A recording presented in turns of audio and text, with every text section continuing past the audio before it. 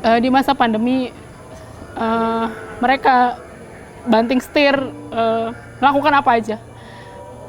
Ada yang sampai berjualan kopi keliling pakai sepeda.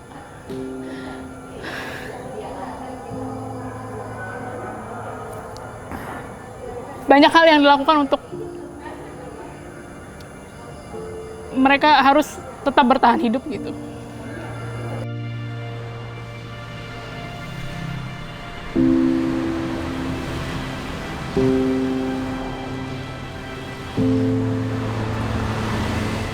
Selama 2 tahun pandemi mewabah seluruh dunia, banyak adaptasi yang kita harus lakukan demi hidup yang terasa normal.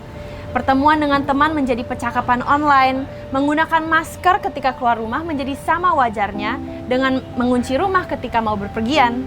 Banyak sektor yang terdampak secara serius, salah satunya sektor kreatif, khususnya dunia tari. Bagaimana dunia tari memulihkan diri dari dampak pandemi?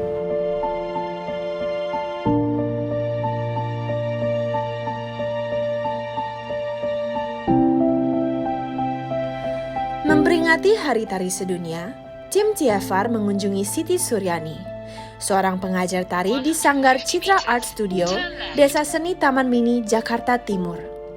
Sepinya panggung selama pandemi membuat Suryani terpaksa beradaptasi dengan keadaan. Ia mencoba peruntungan dengan berjualan online demi tetap menghidupi suaminya yang terserang stroke dan anaknya yang belajar di pesantren. Materinya apa? Nanti aku nyusul. Nama saya Suryani. Orang biasanya manggil saya Acung atau Sur. Saya belajar menari sejak tahun 85. Jadi udah sekitar 40 tahun ya.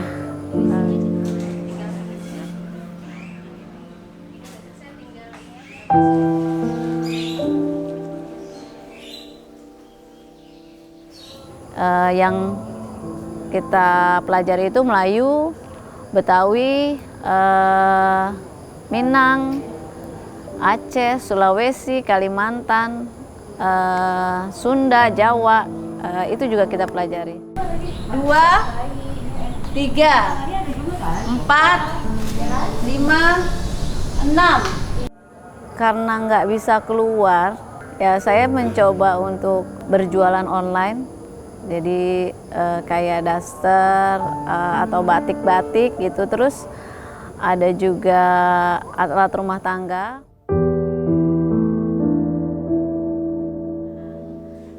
Tapi harganya udah oke ya, segitu ya. Suami saya sekarang sedang sakit stroke. Jadi sudah April ini 4 tahun. Dan anak saya saat ini dari kelas 1 SMP itu pesantren di Ploso Kediri, Ploso Mojo Kediri. Dia pulangnya itu mendekati Lebaran, baru dia pulang ke rumah. Jadi ini udah tahun ketiga dia pesantren. Puasanya gimana? Lancar kan? Lancar. Jangan sampai bolong ya. Kalau lagi sholat zuhur jangan sampai ketinggalan.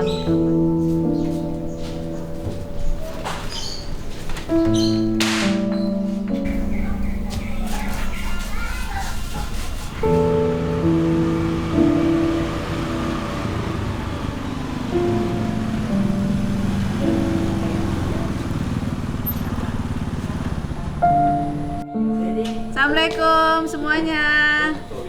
1, 2, 3. Paling berkesan waktu aku pentas di Polandia. Jadi aku keliling Polandia. Padahal kita berangkat waktu itu cuma berenam. Tapi aplausnya itu sampai berkali-kali, sampai akhirnya kita memainkan kembali tari itu. Itu yang paling berkesan buat aku. Tapi selama pergi misi budaya itu paling tidak kita mengenalkan budaya Indonesia di luar. Jadi mereka tuh sangat appreciate sekali sama budaya Indonesia.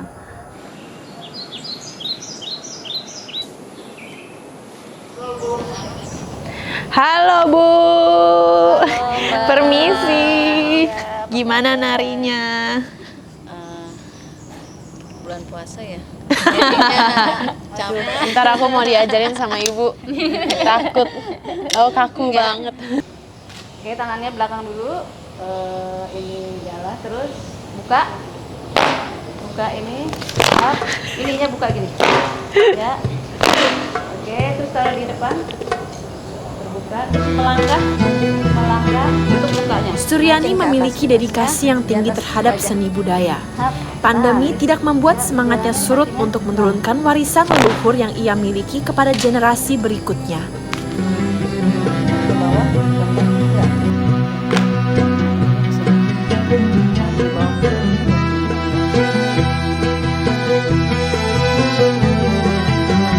Eti, Meta, dan Anila dengan setia membantu Suryani mengajar tari. Mereka bertiga adalah para penari yang nantinya diharapkan dapat meneruskan perjuangan Suryani melestarikan tradisi. Kesedihan tidak hanya dirasakan oleh Suryani. Selama pandemi, Eti dan Meta kehilangan banyak hal, termasuk rekan sesama penari. Kita nggak punya panggung untuk kita beraktivitas, untuk kita berkreasi tuh nggak ada, bener-bener stop, bener-bener gitu, nggak ada sama sekali gitu, sampai kita bener-bener ada pula yang kita paling sedihnya itu kita kehilangan teman, ya untuk selamanya sih.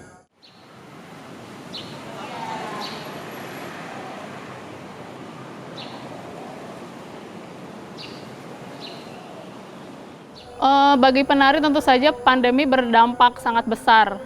Misalnya dari event-event lokal dan internasional itu sangat berdampak sekali. Setiap tahun kami biasanya mengikuti event lokal dan internasional lebih dari satu, tapi selama pandemi benar-benar tidak ada sama sekali.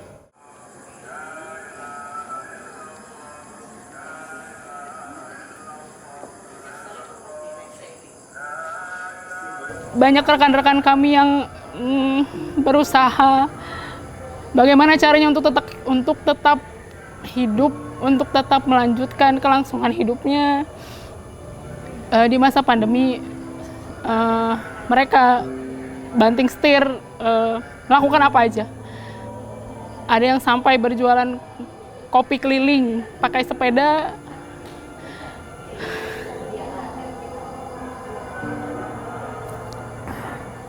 Banyak hal yang dilakukan untuk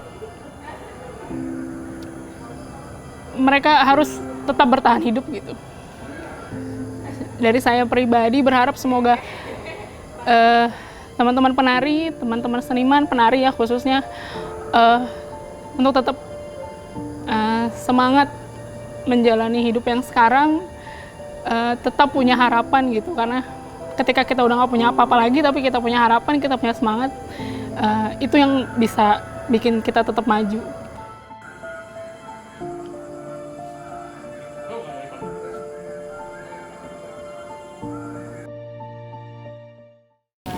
Mbak Mendy, aku tuh kadang pengen masukin ke YouTube, tapi aku nggak ngerti, aku kan gaptek. Aku gaptek banget beneran. Masa sih Cuma, gaptek ya, Bu? Iya, tapi maksud aku pengen diajarin gitu. Kan aku kan suka bikin video-video, tapi pengen aku masukin YouTube dan maksudnya yang menarik, pendek tapi menarik gitu loh. Kalau misalnya pendek, nah Ibu, ini buka dulu YouTube-nya. Kemajuan teknologi informasi membuat industri kreatif mau tidak mau harus bisa beradaptasi. Mulai dari pengajaran tari hingga kompetisi tari yang diselenggarakan secara online. Sebagai generasi yang melek digital, kami ingin Suryani dan Citra Art Studio dapat memaksimalkan kekuatan internet untuk tetap produktif dalam berkarya tari. YouTube Shorts tuh mempermudah kita sebagai kreator atau seniman, lagi yang suka nari kan, mau kasih lihat sekilas yang bagus, ya bisa pakai YouTube Shorts. Allahu Akbar, Allahu Akbar. Terima kasih Bu, Mbak sudah ngajarin menari. Sekarang kita berbuka bareng ya. Selamat berbuka.